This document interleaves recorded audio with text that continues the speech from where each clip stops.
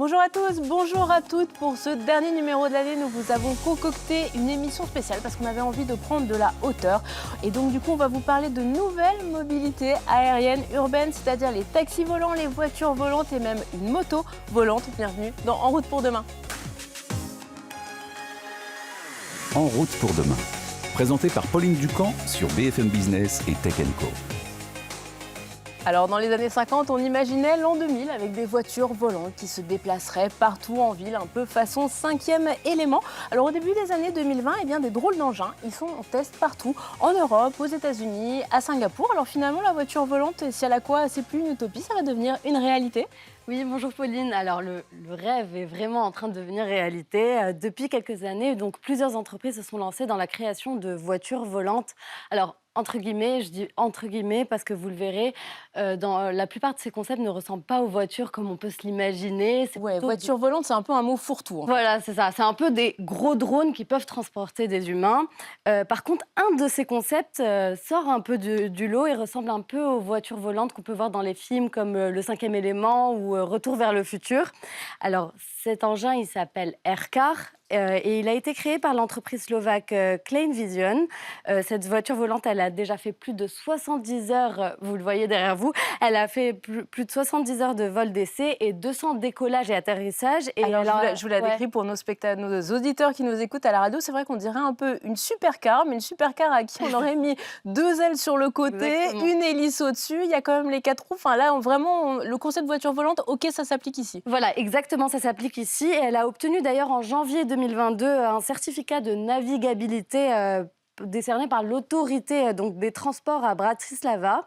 Elle peut donc rouler sur terre, oui, et voler dans les airs. Et elle est propulsée par un moteur BMW. Donc, elle vole à une altitude d'environ 2500 mètres et elle a une autonomie de, disons, 1000 km. Mais alors, comment elle passe justement de la route en mode classique et après en mode avion là, avec ses petites ailes? Alors, elle se transforme, Pauline, comme dans les films. Ok, c'est cinquième élément, Transformers, d'accord. Alors, comme vous pouvez le voir donc, sur les images, alors on l'a vu là, on le verra peut-être tout à l'heure, mais elle se transforme. Donc, c'est une transformation automatique grâce à un seul bouton. Et selon les constructeurs, donc, il lui faudrait que 3 minutes pour déployer ses ailes et se préparer au décollage.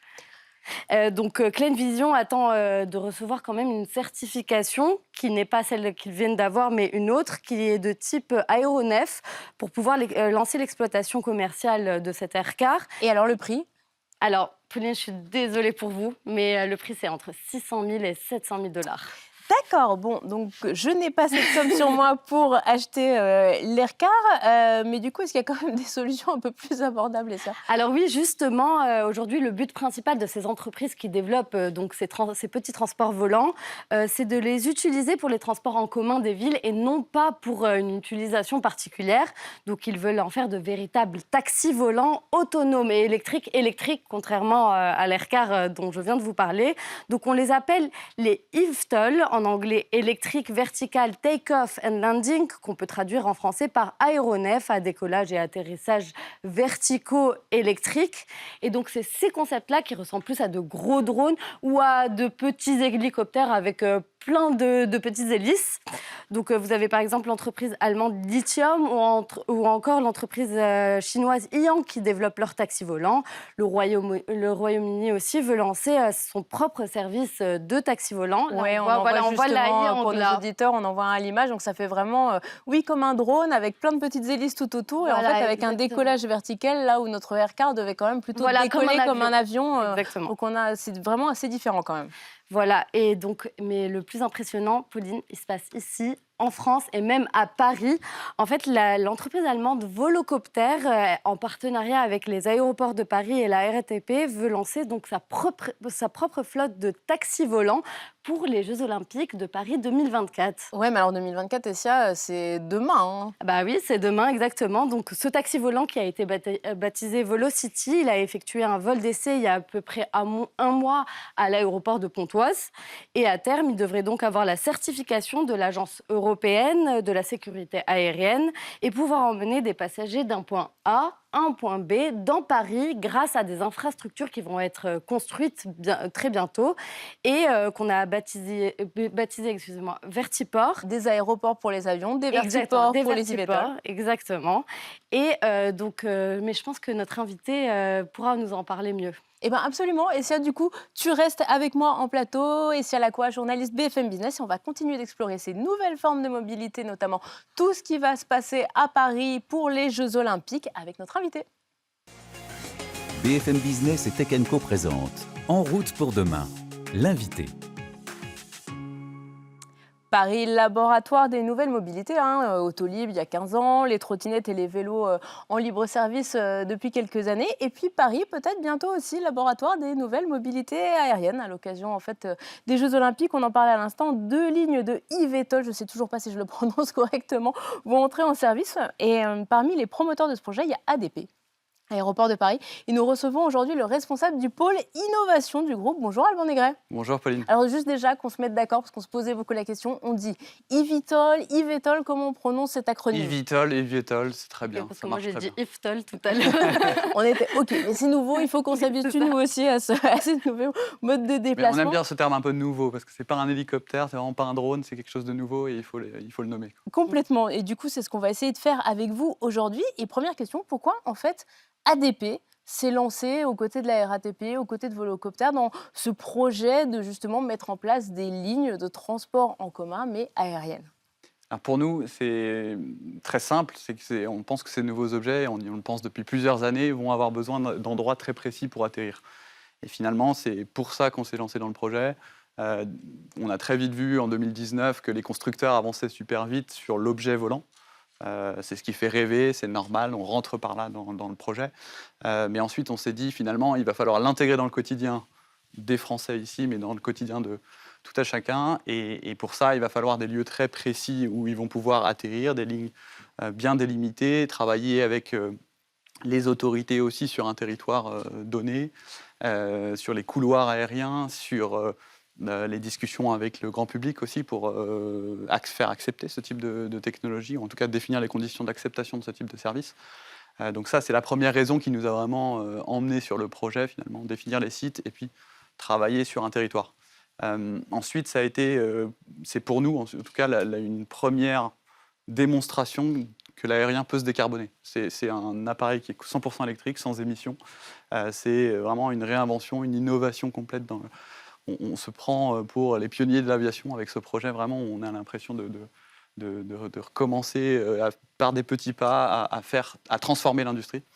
Et c'est aussi pour ça qu'on a pris le projet, puisqu'on croit très fort au potentiel de verdissement des opérations aéroportuaires ou aériennes chez ADP. Alors on a beaucoup de questions à vous poser avec tout ce que vous évoquiez à l'instant, mais pour être dans le concret, pour que nos auditeurs et nos téléspectateurs essaient d'imaginer à quoi ça va ressembler, vous, ADP, votre boulot, c'est les infrastructures. Un vertiport, à quoi ça ressemble par rapport à un aéroport ou à un héliport? Alors, un vertiport, c'est une infrastructure assez petite, où on peut faire atterrir ce type d'engin volant, faire entrer des passagers dans un bâtiment assez petit, 100, 200 mètres carrés, finalement, donc c'est très petit par rapport à un terminal aéroportuaire. Et puis, une zone de stationnement où vous pouvez faire embarquer les passagers. Donc, c'est vraiment un petit aéroport pour taxi, enfin, pour aéronefs VTOL. Et vous voulez lancer ces vertiports donc, pour les JO 2024. Ils vont être situés où, par exemple? Alors, on a 2 lignes à l'étude. Oui. Première ligne à l'ouest, c'est entre Paris et Versailles, entre l'héliport d'Issy-les-Moulineaux et l'aérodrome de Saint-Cyr-l'École. En bout de piste, vous êtes vraiment sur le bout du jardin du château de Versailles.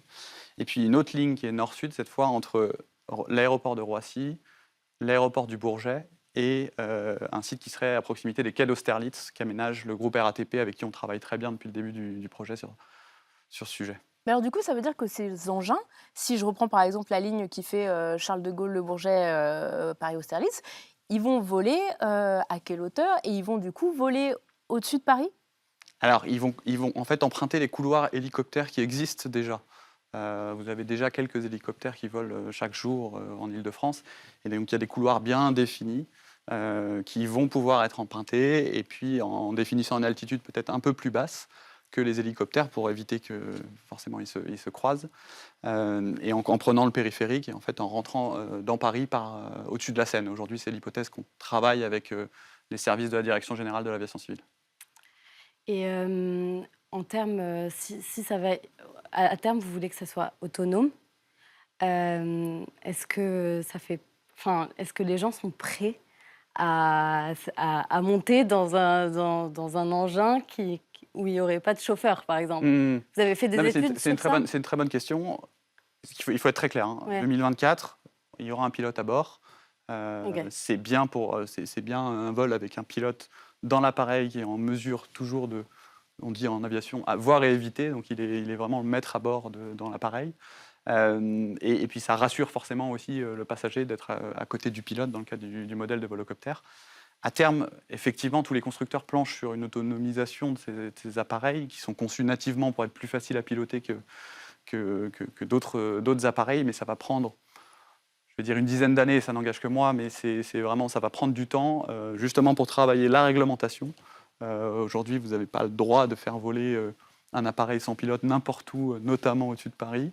Et puis travailler l'acceptabilité, et justement ces fameuses études dont vous parlez, il faut encore les conduire.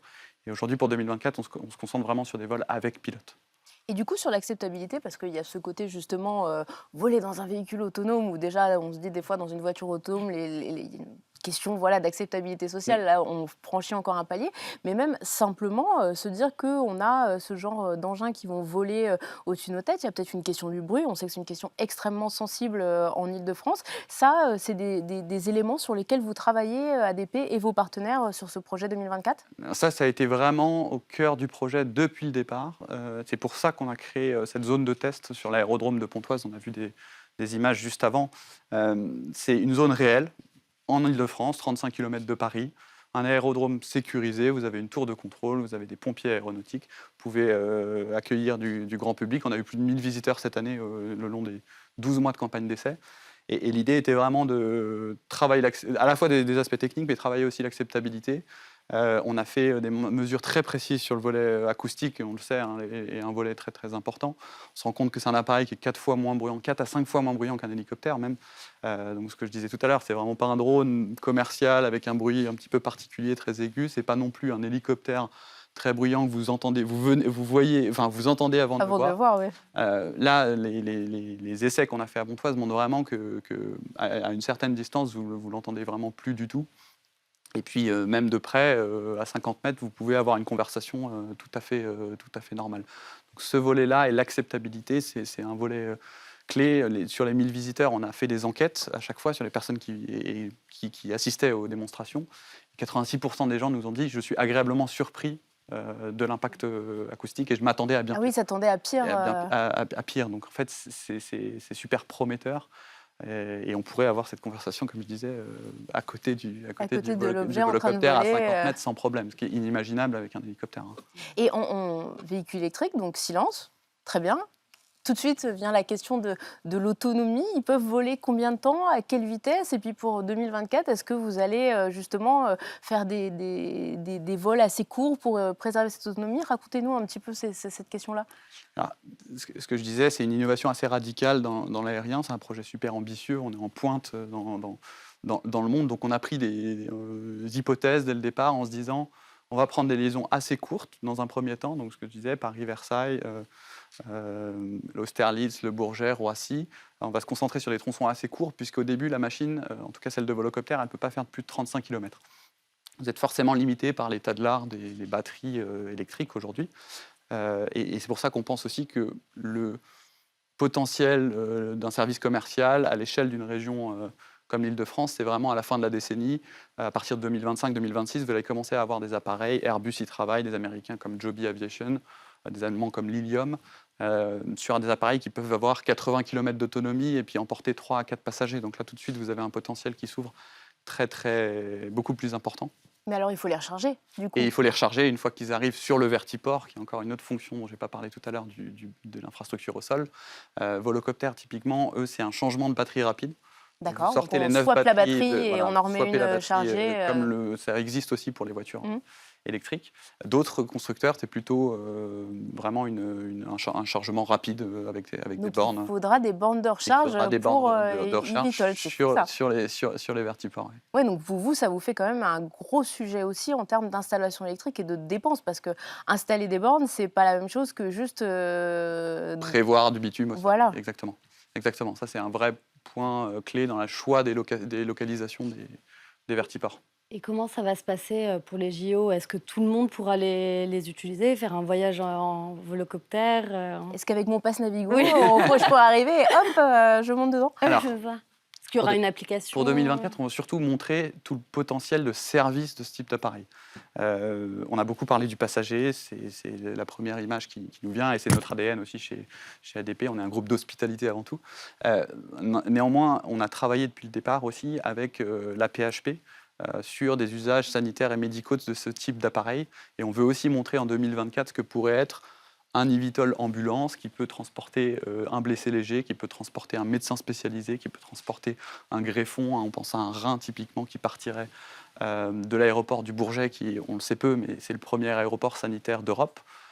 Vous avez entre 5 et 10 greffons qui partent chaque jour du Bourget, et on le sait aussi sur ce type de transport, chaque minute gagnée est assez critique.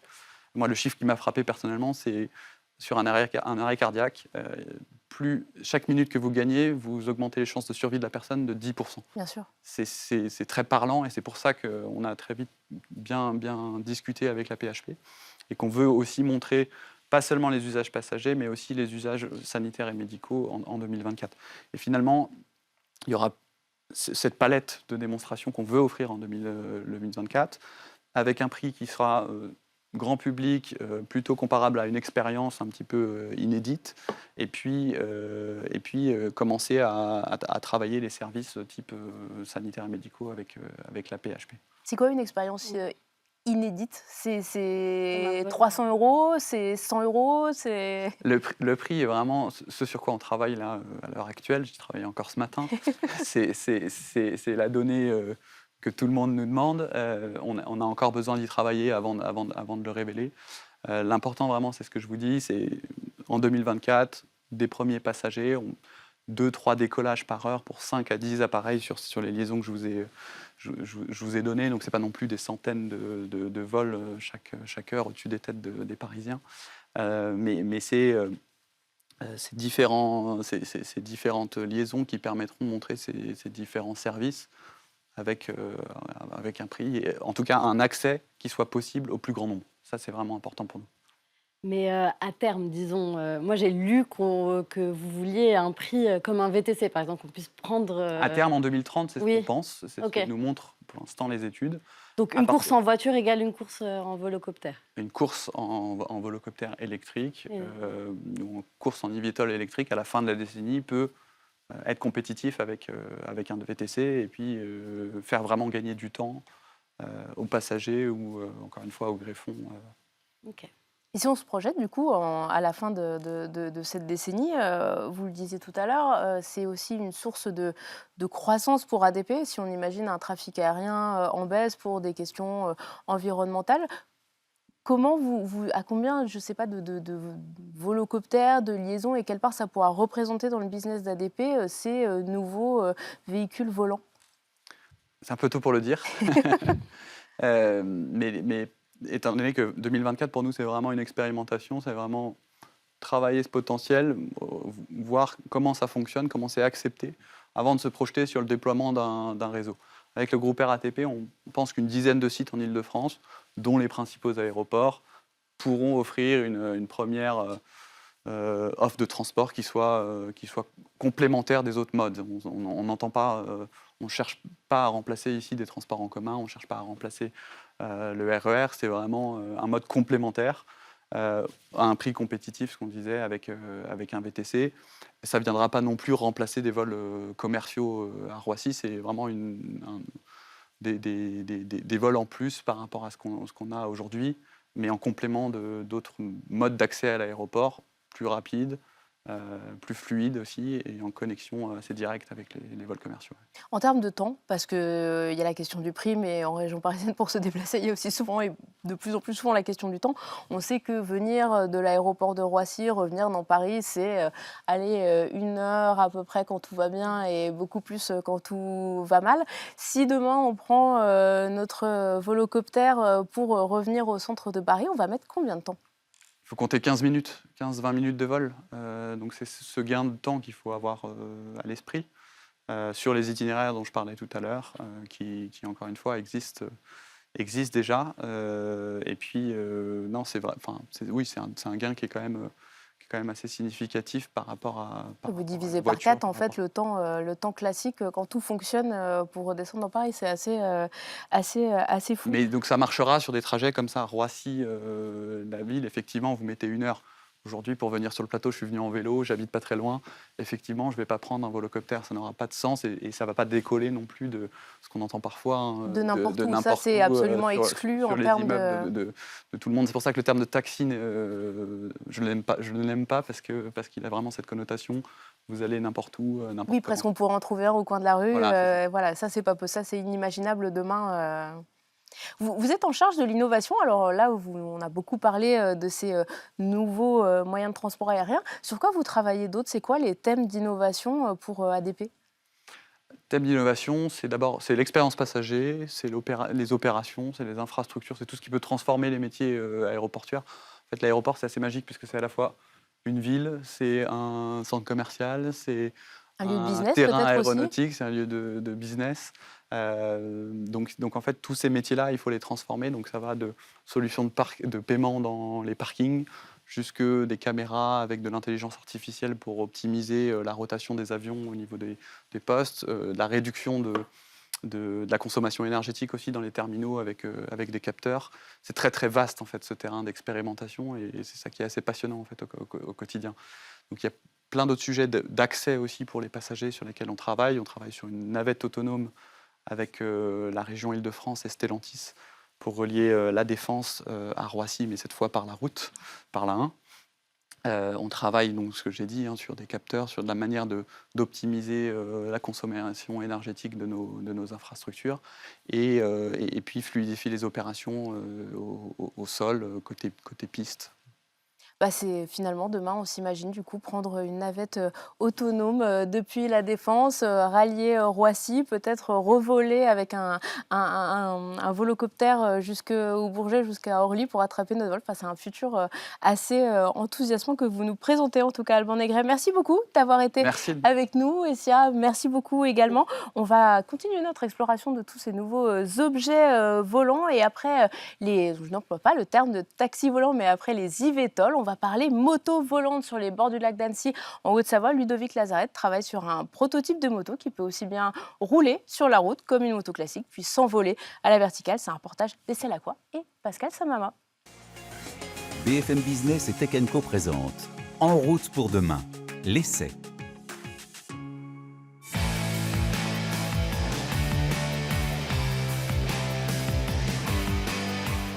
Nous sommes à Annecy, chez Lazarette. Nous nous trouvons dans une station de vol qui ne sert pas à tester des avions, bien sûr, mais cette fois à tester une moto volante, la LMV 496. Alors son concepteur, son créateur, c'est Ludovic Lazarette. Ludovic Lazarette, c'est un peu comme le Doc de Retour vers le futur, mais lui ne nous emmène pas dans une machine à voyager dans le temps, dans l'avenir. Il fait venir l'avenir jusqu'à nous en créant des engins futuristes prêts à prendre la route ou les airs.